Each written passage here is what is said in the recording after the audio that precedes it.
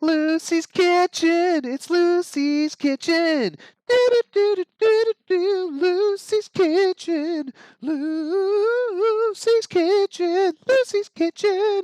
It's Lucy's Kitchen. Lucy's Kitchen. Lucy's Kitchen. Oh yeah. Lucy's Kitchen. She's Lucy and she's got a kitchen. Lucy's Kitchen. And now that we've got your attention, let's cook. Hello, welcome to Lucy's Kitchen. I'm Lucy and this is my kitchen. Today we are going to learn how to combine seasonal vegetables to create a layered dish that's as beautiful as it is delicious. And we have 4 different kinds of zucchini, summer squash. We've got yellow, we've got the typical dark green, which is also known as black zucchini, black beauty.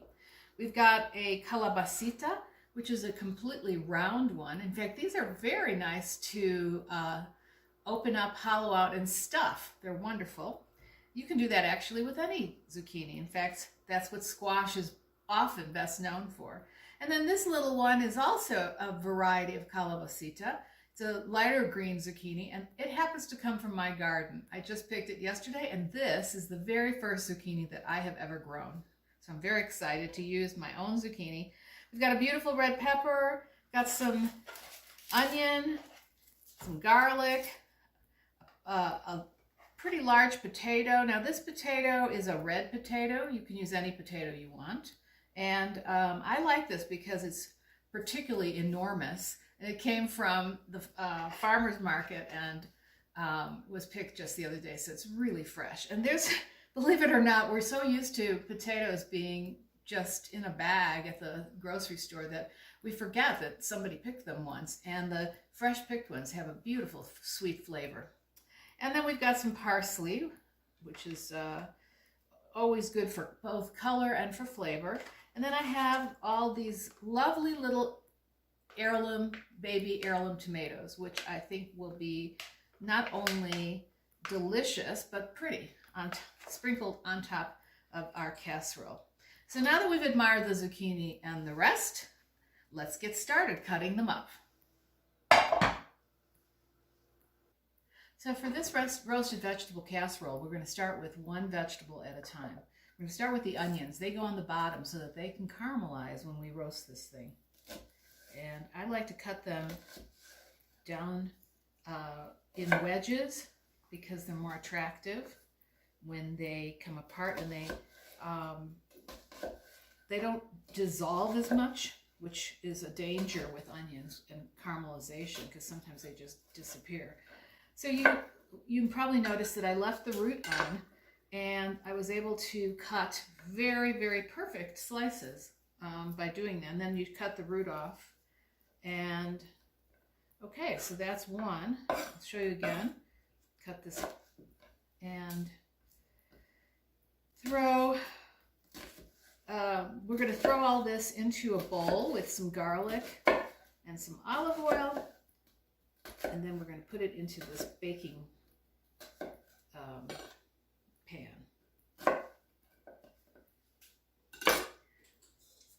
Here's my bowl.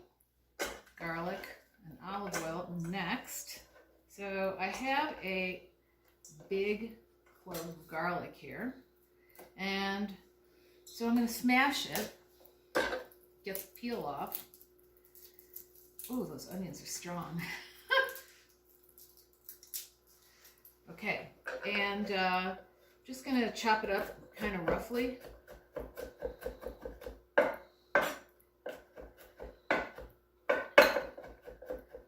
It will do a really nice job of flavoring everything. And we might have to add more garlic as we go if the garlic disappears. So we're going to use this bowl as our main mixing bowl and take a little olive oil.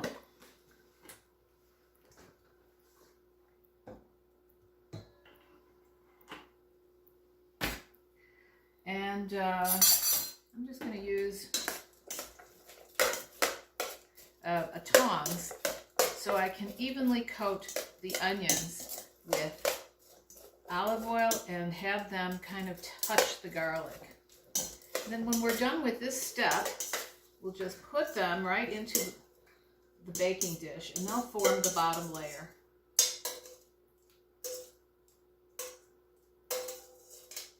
Now I'm not that worried about a few little pieces staying in there because everything gets flavored by the same oil. Put the oil back in the bowl. And now that oil should deal for a while. Okay, next we're going to do the red pepper. I'm going to put the bowl aside, teach you how to slice up a red pepper, big bell pepper, and this goes for green peppers too. Start on one of the seams. They usually have either 3 or 4 segments. This one has 3. And just use that as a guide. So you just kind of slice through it and through the other segment. So you have this beautiful cut that's very natural. And so you don't waste any of the pepper. We want to just get all of that side part, okay? We don't want this, and we don't want this pithy white part. So I'm going to remove all that. And the reason we don't want that is it's kind of bitter. And these peppers are lovely. They're very sweet. So we're going to enjoy the sweet pepper. And I think I'm going to save the pepper for a minute. I think because we have so many zucchinis and we have lots of different colors, I think I'm going to just do a couple layers of zucchini and some pepper, and then we're going to continue on from there. So I'll show you a little trick for slicing up the zucchini. When you want to slice it lengthwise, sometimes it can be very difficult to get all the slices right. And we're not going to slice it in rounds because this is a layer. Instead, we're going to look for a layer about this thin. And this zucchini happens to have 2 different shapes, and it's also too long. So I'm going to just cut it in half. We're going to take the top, this sort of sturdy piece, and start slicing carefully down the side. Now you might be one of those people who has a mandolin. It's a slicing device, and if you do, you can certainly use it on this to get even, perfect slices. Do be careful when you use your knife that you don't slice your finger. And then even on this funny crooked one, we can do it pretty easily. And then finally down the middle, which I'm gripping the edge of the zucchini with my fingers. All right, these are good. So now we're going to put them all back in this bowl with the garlic and the olive oil.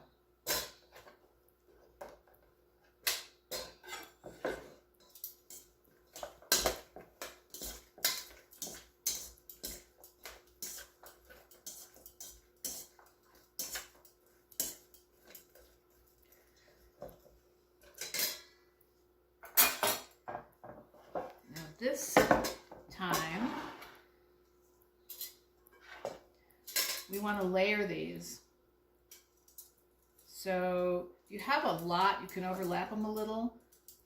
Otherwise, just do them fairly close together. This casserole makes enough for about 8 people. And you can always make less or more. You can always just make a very small casserole if you have a small household. If you have a lot of people coming over. And this dish, because zucchini is available all year round, this dish is a great one to serve to company, especially around the holidays, because almost everybody just loves it. It smells great, looks great. You just can't go wrong. And with the different layers, it's really pretty. So I have a few more slices. And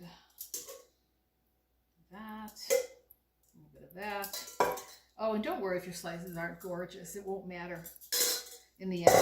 So that looks pretty nice. And at this point, I'm going to start seasoning the layers. I'm going to put a little bit of coarse salt or kosher salt over them. And in fact, I have my trusty pepper grinder here. So I'm going to just grind some pepper.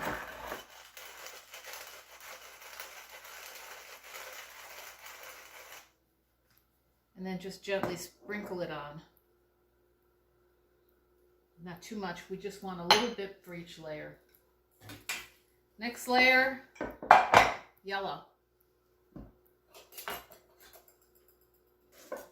So we're tossing the yellow squash, and we're going to layer that next. Now, we don't have as much yellow squash as we do green squash, so if you're using a glass baking dish, which I recommend because you can see how beautiful it is on the side as your layers grow, I would just start by putting the yellow right around the edge of the baking dish.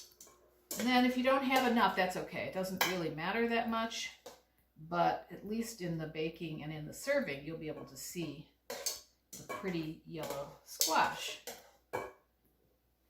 Sometimes it's very hard to predict. And this is a great dish to make if you just have some things in your refrigerator and you think, oh, I've got some zucchini and I've got some onions, I've got some peppers, and I want to have a potato. And before you know it, you have a really wonderful dish that's good for a side dish or a vegetarian meal. And these I'm just going to spread evenly into the center. Only a couple more. Okay, once you cook it, it's not going to matter so much. And I'm just going to take a tiny bit of salt. And now you can see, isn't that lovely? It's really pretty. All right, next we're going to do the rest of these other zucchinis. We've got the calabacita, and we've got this little one, the little green one. Calabacitas, they're just like normal zucchinis. They're just a little bit more, a little fuller, have a little bit more in the way of seeds, particularly large ones. This one should be quite tender, and the nice thing about, actually, if you see, it looks like an apple. It's lovely. So what's great about these is they are very firm and they hold their shape. And as I said earlier, you could easily hollow them out and stuff them. They're very common in the Southwest, particularly New Mexico, which is where I live. And they're used in lots of great dishes in New Mexico. And one is called calabacitas. And it has corn, onion, garlic, cilantro, and green chili. So we're going to do a little bit of New Mexico here. I'm not going to use green chili. I've got the peppers, and I've got a jalapeno to add a little piquancy to the dish. And so these, you have a choice, but I like to slice them like they're apples. So very thin slices like that.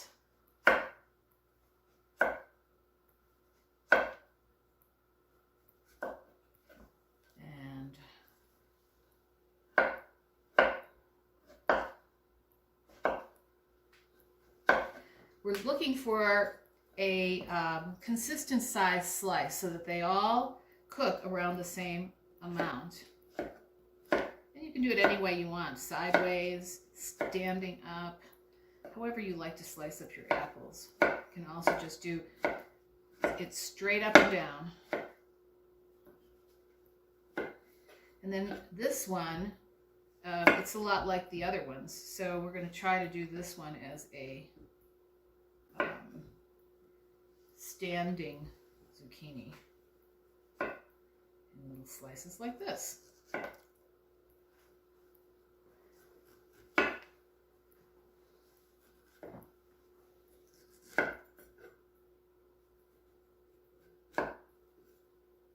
then this slice is a little bit difficult.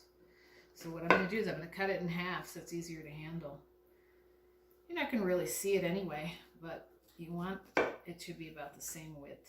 You don't want a big fat slice. Just careful. Okay, there we go. Now these are going into the bowl along with the garlic and olive.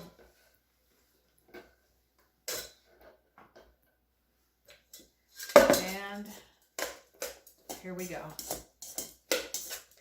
So we've layered all the zucchini and the two colors, and if you look at it from the side, you can kind of get a good glimpse of how pretty that can be. I'm going to set that aside. Do you remember we sliced up the red pepper, and it's in our bowl with the olive oil and the garlic just waiting for us. And the reason is I'm going to cut up a jalapeno. Now jalapenos aren't very spicy, but in general with spicy peppers, the spice is in the seeds, and it's in that thin membrane that I showed you earlier. So you can just slice through it until you can open it up, take your knife and take the tip of your knife and carefully slice along the edge of this whole seed pod. And as you, okay, there we go. And then scrape all that out of there, okay, oops. And then do the same thing with the other half. This is gonna add because this is a pretty big dish, it's gonna add some spice. It won't be overwhelming, but you'll definitely notice it. If you're a fan of green chili, you could do that instead. Make a much more New Mexico kind of casserole here. But I like this because this is actually more along the lines of my own family. This dish is based on a Greek-Turkish dish, called Imam Bayaldi. And that means the Imam fainted. What happened in this dish, and where it got its name, is that a very powerful Imam in Turkey, or in Greece, because Greece was occupied by Turkey for 400 years. So we're not really sure if it came from Greece or came from Turkey, but a very powerful Imam who runs a mosque turned to his cook and said, "I want you to make me the most delicious dish that ever existed." And the cook went away and he thought about it and he came back with this dish, and when the Imam tasted it, he fainted, and that's where the name comes from. But there's also another version, because in the original version of Imam Bayaldi, you use eggplant, and eggplant is a very, very absorbent vegetable. In fact, if you fry eggplant, you end up using a ton of oil. And so the Imam's assistant or cook used a lot of olive oil to make this, and olive oil was very expensive. And so when the Imam found out how much olive oil he had to use to make the dish, he fainted. So that's the other version of that name. Anyway, it's a dish that I grew up with, and my mother, when we were little, my mother knew we didn't like eggplant, so she just made it with different kinds of zucchini. And there is where we still call it the same thing, even though technically it's not really the right name for it.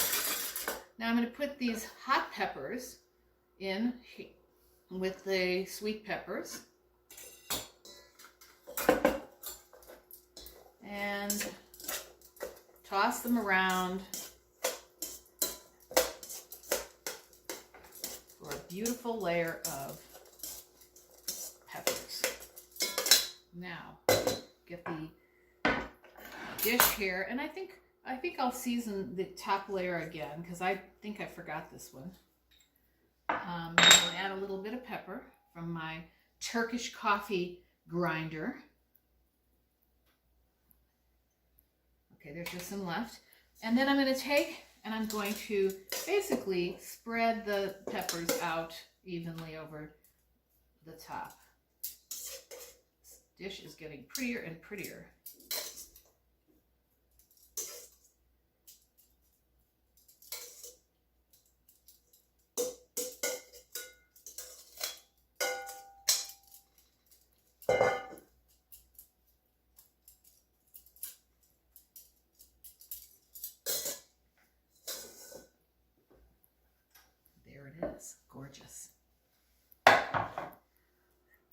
So we're taking our potatoes and cutting them into big quarters. Now if you're using smaller potatoes, you might just cut them in half. We want to have thin slices. So the next layer is important. We want the potatoes to cook at the same rate as these other vegetables, and also we want them to ultimately crispen up because they form a bit of a crust.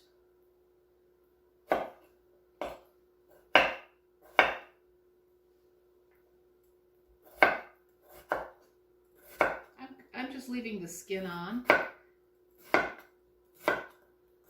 You don't need to peel them, and as a matter of fact, a lot of the nutrition is in the skin.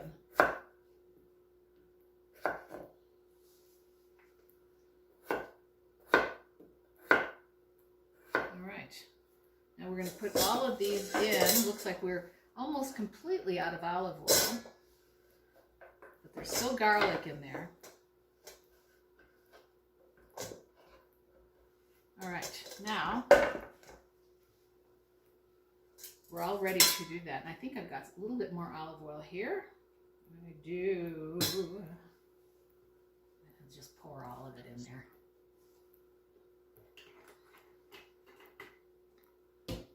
All right, so here we go.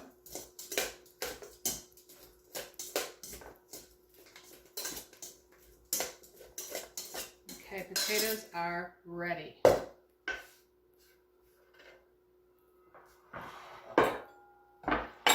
And now we put the potato layer on top. And actually, I think it's faster if I use my hands, just because it's easier to arrange them.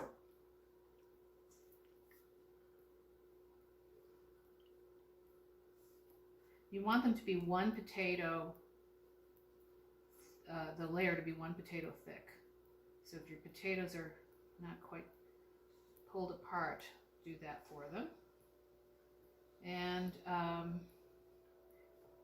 again, put some around the edges so that you can see them. Put the skin around the edge, or you can put the white part around the edge, whatever is preferable to you. Well, after spreading out the potatoes, I went over and washed my hands so that I could season them without everything sticking to them. And also, a good cook washes their hands all the time. So that's the salt, and I think that's more than enough. We're going to put a little bit of pepper on here again. And then I've chopped some parsley. This is about a 1/4 cup of parsley that we want to sprinkle over the top, and that is for flavor. And after this is all cooked, we're going to come back and we're going to sprinkle some parsley again for looks. And then I took all of my little tomatoes, cut them in half, and I've put them in here with the garlic and olive oil. And now I'm going to just sprinkle them on top. You want them to be skin side down. And, no, I didn't forget. There we go. Now these tomatoes are going to also caramelize, and they'll turn into sort of like little oven-dried tomatoes, sort of like sun-dried tomatoes, but your own, and very tasty. It'll concentrate the tomato flavor in a way you may not even have ever had. That's pretty even. And then I have some sprigs of thyme, fresh thyme. I'm just going to lay them across the casserole. And we're done. So now we're ready to put this beautiful thing into the oven. So we've preheated our oven to 375. It's been preheating for a little while. And we'll just slide this right in there in the sort of lower middle shelf. And now I'll set the timer for 45 minutes. And when you check back in 45 minutes, you might want to cook it for another 15. It depends on what it looks like, but it should be crispy and brown and kind of caramelized on top, and the potatoes should have a nice brown sheen to them, and that you'll know it's done. The good news is, except for the potatoes, which you have to cook through, almost everything else can be undercooked or overcooked. It really doesn't matter. The other thing that's great about this dish is that you can cook it in advance and pull it out of the oven, let it cool off, and then pop it in for those last 15 minutes to really get it caramelized. And you can also cook it all the way through, save it for the next day, and warm it up, and it's just as delicious. So even though there is a recipe, I almost always use recipes as guides, not necessarily as written in stone, because you have to adjust as you go. There's so many factors that might change cooking time, humidity in the air, altitude, and so forth. So you always want to check your food after 15 minutes, then again after 30 minutes. You want to make sure that it's cooking properly so that you have it at the right temperature. So with our casserole, I checked it, and it didn't seem like it was cooking fast enough for me. The whole thing should be done in about 45 minutes, and it didn't look right, so I upped the temperature to 400, checked it again in 15 minutes, and I upped it again to 425. So I think our casserole is done. I'm going to bring it out and show you what we've done so far.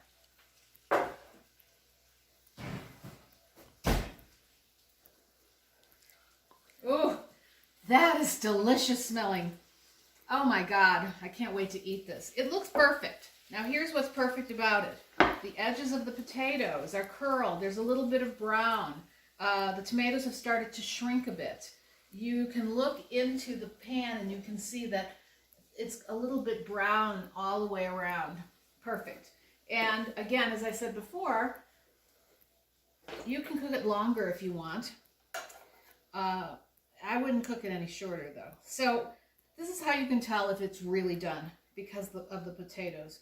Take a knife, a sharp knife, and poke it into the potatoes. And if it slides in very easily, then it's done. So you can put it back in, crispen it up more if you want to, but you can also eat it just like this. This dish is absolutely wonderful because it's so hearty that you can have it as a great vegetarian meal with a crusty loaf of bread and a salad. It's also just a fabulous side dish if you have kebabs or grilled chicken or pork chops or lamb chops. It's a beautiful Mediterranean dish. To serve this dish is super easy. Doesn't have to be fancy. You could just spoon it out. You can also cut it with a knife just to kind of separate everything. And take a spatula and carefully lift the layers, but they're not going to stick together. You want to lift it, and here I'm going to use my spoon.